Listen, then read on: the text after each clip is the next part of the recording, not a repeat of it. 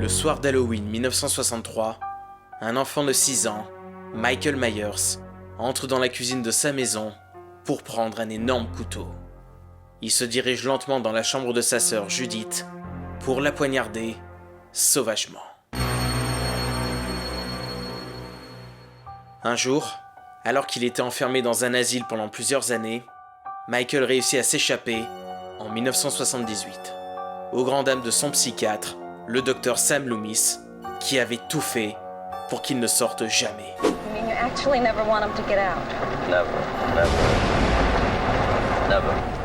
Et depuis, Halloween est devenu synonyme de carnage.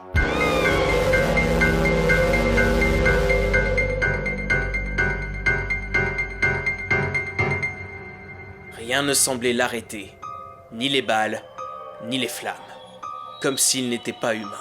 I prayed that he would burn in hell, but in my heart, I knew that hell would be. Son but, tuer tous les membres de sa famille. En 1989, il ne lui restait plus qu'une personne à éliminer, sa nièce, Jamie Lloyd.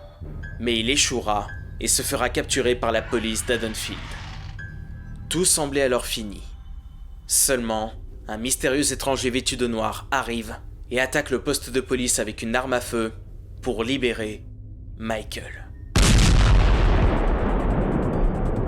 Et maintenant, que va-t-il se passer ? La réponse dans notre film du jour.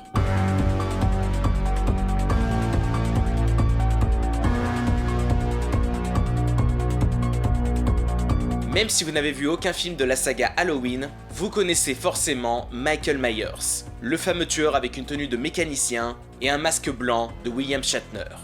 Avant notre film du jour, il était apparu dans 4 films de la franchise, le 3e étant un hors-série. 2 films où il s'en prend à sa sœur Laurie Strode, et 2 autres où il s'en prend à la fille de Laurie Strode, déclarée morte entre-temps, la petite Jamie Lloyd. Après un 5e volet décevant dans l'ensemble, avec des chiffres au box-office qui n'étaient pas à la hauteur, la perspective d'un 6e film Halloween s'est compliquée pour le producteur emblématique de la saga, Moustapha Akkad. Produit trop dans l'urgence avec un scénario qui n'était pas encore terminé, la qualité du film en a subi les conséquences. Le tout associé à l'incompétence de son réalisateur et de Moustapha Akkad qui n'ont pas arrêté d'enchaîner les mauvaises idées pour combler les trous dans le scénario. Notamment cet homme en noir qui apparaît à mi-chemin de l'histoire sans but clair jusqu'à ce qu'il fasse sortir Michael de prison à la fin. Le problème, c'est que ni le réalisateur, ni les scénaristes, ni même le producteur ne savaient qui était ce putain d'homme en noir. Ça a dû être facile pour le scénariste du film suivant, tiens. Oui, bonjour, c'est bien vous qui avez scénarisé Halloween 5 ? Dites-moi, c'était quoi l'intention de base avec l'homme en noir ? Allô ? L'objectif d'Halloween 6 était donc de taille. Réconcilier les fans après un 5e film médiocre et répondre aux questions laissées en suspens dans ce film. Seulement au début des années 90, les grandes franchises du slasher commençaient à sérieusement s'épuiser, au point même de disparaître, comme Jason Voorhees ou Freddy Krueger qui ont passé l'arme à gauche. Mais en plus, la licence allait devoir faire face à des batailles juridiques pour un éventuel achat, jusqu'à ce que Miramax obtienne les droits de la franchise. Et oui, on parle bien du fameux Miramax, dirigé par les frères Weinstein.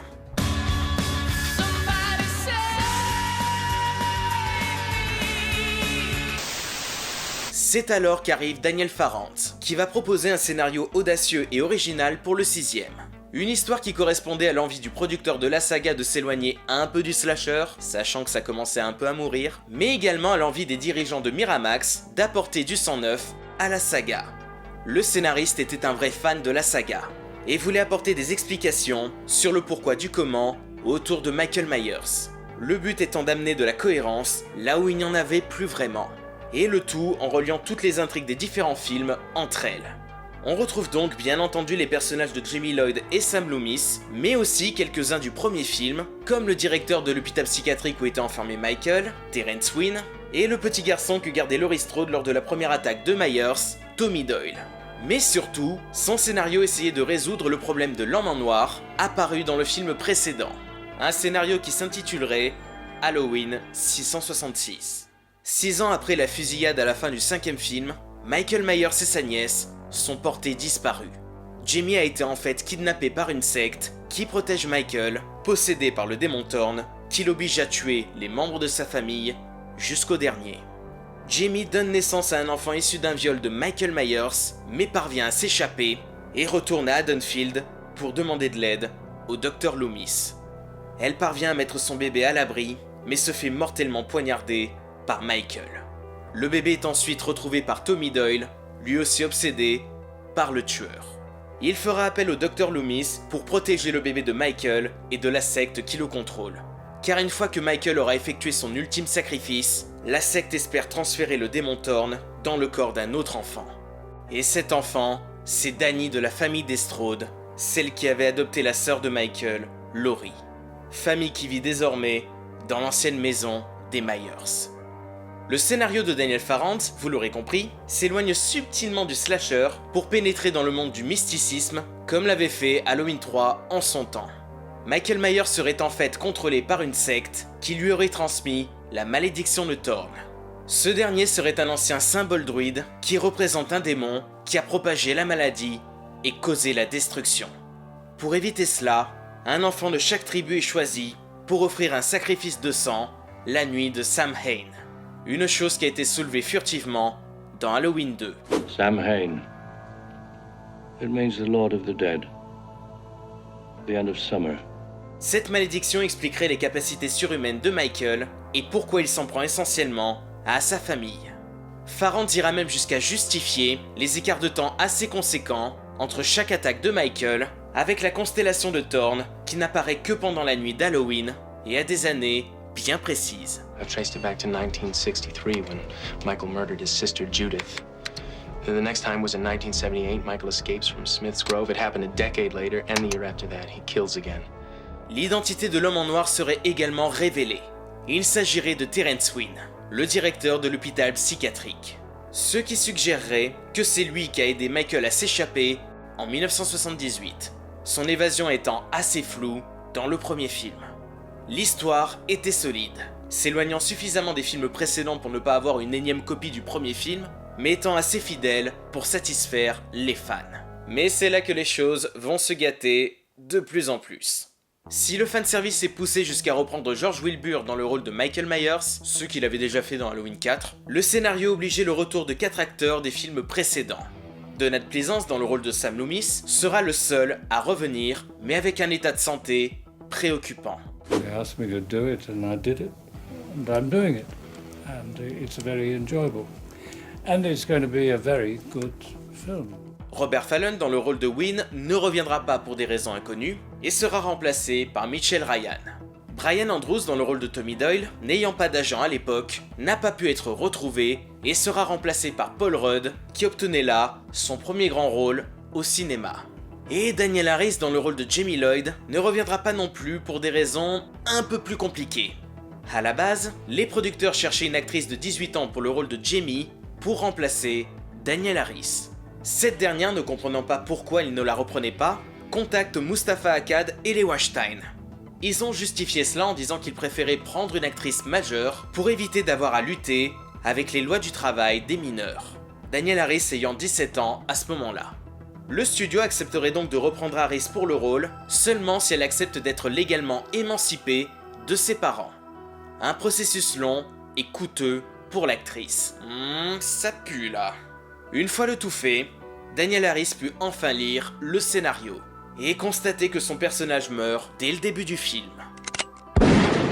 Mais la goutte d'eau qui a fait déborder le vase, c'est que le salaire qu'on lui proposait était beaucoup moins haut que ce que lui avait coûté son émancipation pour participer au film.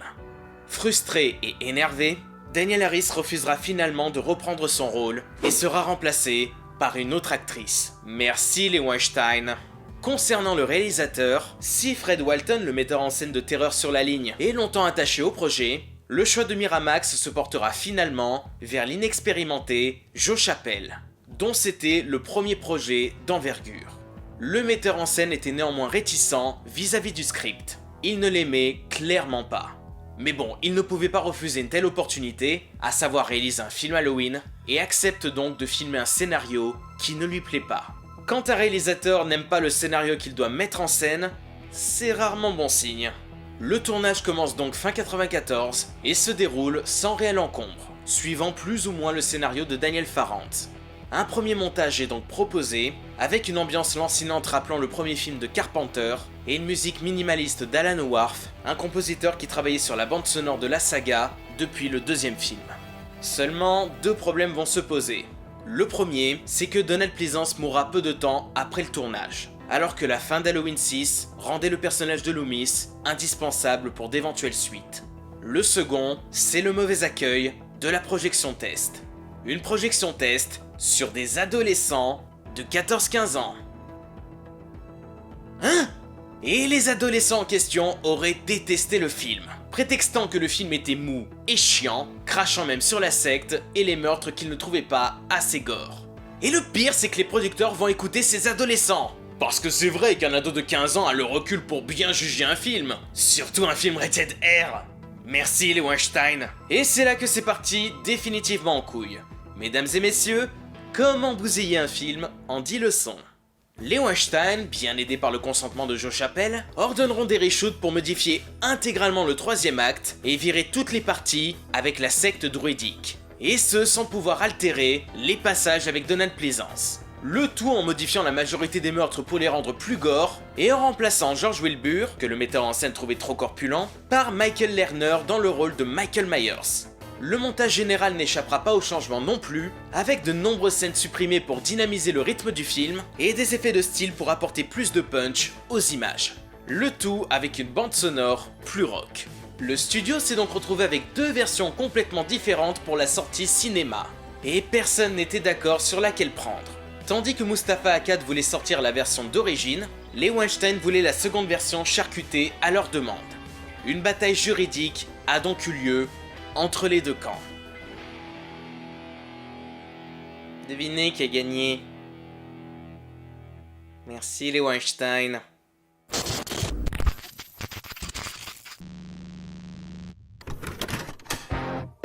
On Friday, September 29th, in the final confrontation with Michael Myers, the secret of his evil will be revealed.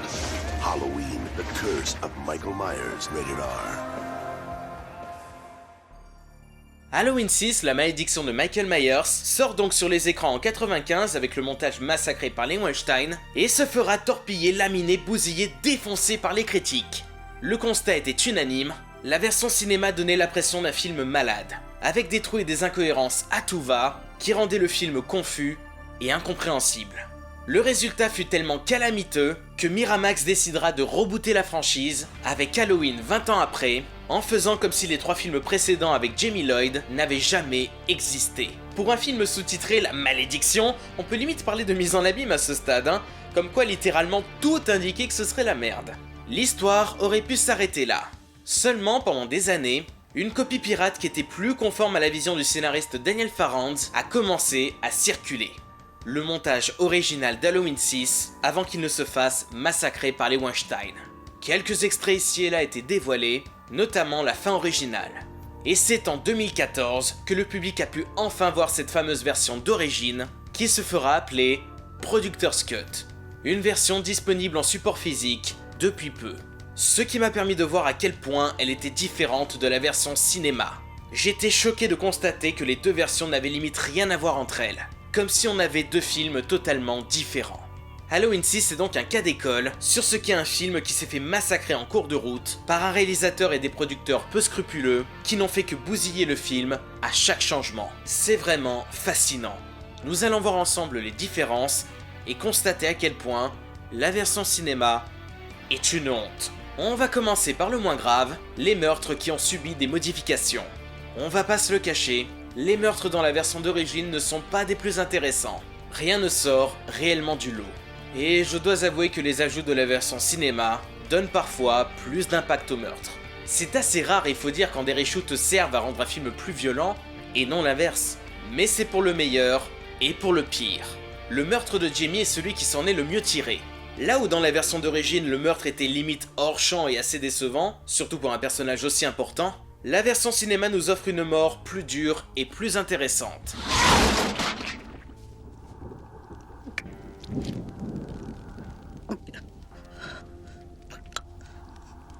Mais le reshoot du meurtre du père de la famille Strode en devient juste grotesque. Là où à la base il se contentait de se faire électrocuter, la version cinéma en rajoute une couche, en faisant littéralement exploser la tête du personnage. Non, là c'est juste con. Surtout qu'avec les reshoots et le changement d'acteur, on est passé d'un Michael Myers assez gros à un Michael Myers plus svelte, comme si on passait de JDG 2010 à JDG 2020. Il y a donc du bon et du moins bon, mais les meurtres ne sont pas les plus importants ici. Ce qui va vraiment nous intéresser, c'est les reshoots du troisième acte. La fin du film a été entièrement refaite. Dans la version d'origine, le concept de la secte était pleinement poussé et assumé, avec une séquence finale qui nous montrait Michael sur le point d'effectuer l'ultime sacrifice avant de passer la malédiction de Thorn à Danny de la famille Strode pour qu'il tue sa mère ensuite. Seulement Tommy réussira à les en empêcher et arrêtera Michael avec des pierres et un rituel. Where is he? It worked. Power of the runes stopped him. Non, même avec le meilleur jeu d'acteur du monde, tu ne peux pas dire une telle phrase de façon crédible. Wynn retrouve ensuite Michael immobilisé. Mais pas complètement. Loomis ordonne aux autres de partir le plus loin possible, car la secte est toujours présente à Haddonfield, et retourne sur les lieux pour voir Michael. Seulement, ce n'est pas lui. Michael's gone. It's your game now, Dr. Loomis. Wynn donne donc la malédiction de Thorn à Loomis, ce qui fait qu'il devient ce qu'il a toujours combattu. Une fin tragique pour un personnage que l'on ne reverra plus dans la saga. Alors cette fin est pas extraordinaire, je l'avoue, mais elle a l'avantage d'être beaucoup plus cohérente par rapport à la version cinéma. Car comme je l'ai dit, les producteurs n'assumaient plus vraiment le délire avec la secte, et ont donc tout fait pour l'effacer du troisième acte. Les justifications de Wynn concernant Michael changent donc complètement, devenant alors plus confuses. Alors que dans la version d'origine, les explications autour de la malédiction de Thorn étaient parfaitement claires. Michael tue ensuite tous les membres de la secte, qui du coup n'en est plus une avec ses reshoots. Oh putain, c'est le bordel votre truc! Surtout que vous avez laissé des images de la secte dans votre montage de merde! C'est doublement con! Enfin bref, il tue donc tout le monde, dans une scène avec un éclairage thromboscopique épileptique et incompréhensible.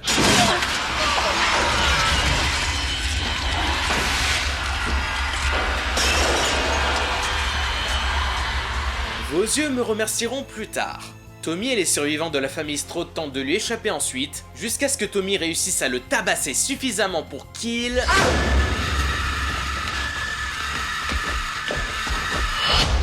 pisse du sang vert. Pourquoi pas?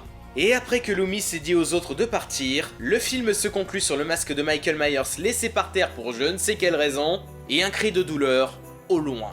Et voilà, fin.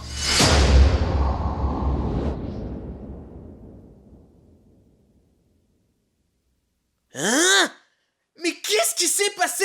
Je veux bien qu'on retire ce qui arrive à Loomis dans la fin d'origine à cause de la mort de l'acteur, mais c'était possible de faire une fin plus confuse et bâclée que ça? Pourquoi Michael a enlevé son masque? Qu'est-ce qui est arrivé à Loomis? Est-ce qu'il meurt hors champ comme une merde? Ben on ne sait pas. On peut dire ce qu'on veut sur la fin originale, mais elle reste cohérente par rapport à l'ensemble du film. Ce qui n'est pas le cas de la version cinéma. Après les reshoots, le montage du film a subi de nombreuses coupes pour rythmer le film. Sauf que la majorité des scènes supprimées sont celles avec Donald Pleasence. Pourquoi? Parce que le réalisateur trouvait l'acteur ennuyeux.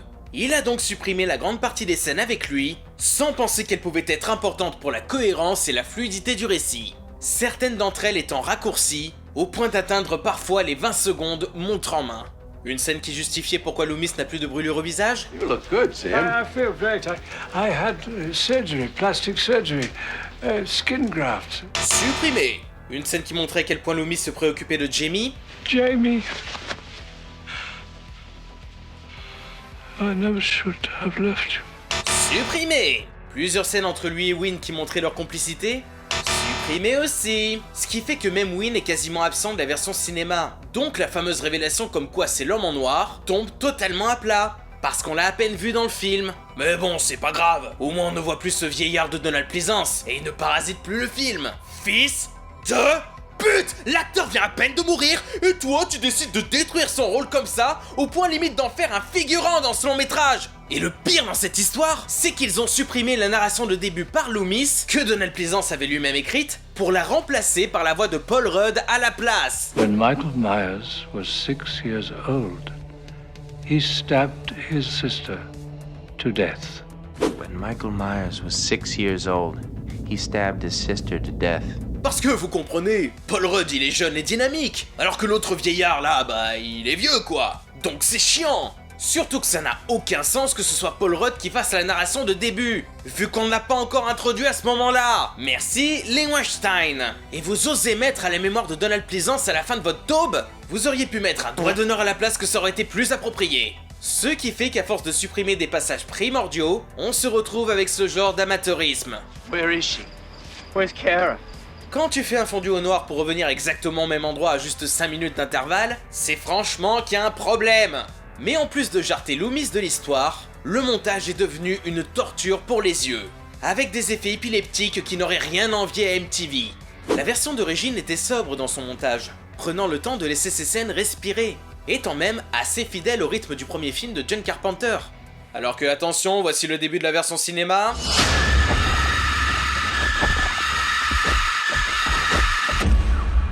Niquez-vous. Tout le film est parsemé un peu partout de ce genre d'effet tape à l'œil désagréable, surtout lors des transitions d'un lieu à l'autre. Comme si la version cinéma avait tellement peur que le spectateur s'endorme, qu'il nous inflige ce genre de truc pour nous réveiller brusquement. Et regarde, t'as vu? Ça brille! Ça brille! En accord avec ce montage atroce, l'ambiance sonore a également subi énormément de changements pour coller à cette logique épileptique et, ouvrez les guillemets, moderne. Si vous ne supportez pas les effets sonores assourdissants pour faire sursauter le spectateur, évitez la version cinéma comme la peste, parce qu'il y en a absolument partout. Tout est prétexte à accentuer n'importe quoi, avec un son bien fort et chiant, alors qu'à la base, ce n'était pas voulu. What the hell happened this time? What the hell happened this time? Allez, répétez après moi. Merci. Je me demande combien de personnes ont dit les Weinstein devant leur écran. Ce qui fait que beaucoup de passages qui marchaient bien dans la version d'origine sont gâchés dans la version cinéma, avec des sons agressifs qui appuient absolument tout, sans subtilité. Ce qui fait que tout le travail de composition d'Alan Howarth a été totalement salopé aussi. La bande originale de la première version présentait une approche assez minimaliste. Une approche qui, vous vous en doutez, ne convenait pas du tout aux producteurs. Donc, pour coller au nouveau montage, les Weinstein ont fait appel à un certain Bob Rap Jones, un éditeur de son, pour modifier certaines musiques pour les rendre plus rock. Ouais, avec des guitares électriques et des synthétiseurs, sans l'accord bien sûr d'Alan Howarth. Allant même jusqu'à supprimer quelques compositions d'Howarth pour y foutre à la place des chansons du groupe de rock Brother Kane. Merci les Weinstein. Alors quelques musiques d'Alan Howarth ont survécu à ce massacre, mais on obtient du coup une bande sonore étrange et hybride, partagée entre l'intention de base plus sobre d'Alan Howarth et la réorchestration pachydermique de Paul Rudd Jones.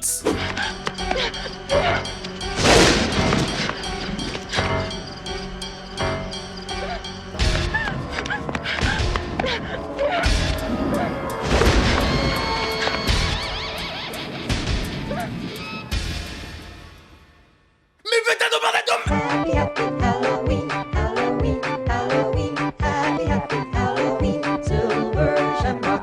Bref, vous l'aurez compris, la version cinéma est tout simplement un massacre. Une espèce de monstre de Frankenstein, causé par un réalisateur et des producteurs qui ont tout fait pour ajouter leur grain de sel au scénario. Bon, de là à dire que c'est pire que Paranormal Activity, faut pas déconner non plus. Rien d'étonnant de la part de Miramax et des Weinstein, mais beaucoup d'entre vous vont peut-être me dire que je ne devrais pas mettre le réalisateur dans le même panier. Sauf que, la plupart des changements ont été validés par lui, et surtout il refera des siennes la même année, avec une autre franchise de l'horreur massacrée par Miramax, Hellraiser 4 Bloodline, en retournant intégralement certaines scènes après la démission du réalisateur d'origine, à cause d'une production catastrophique.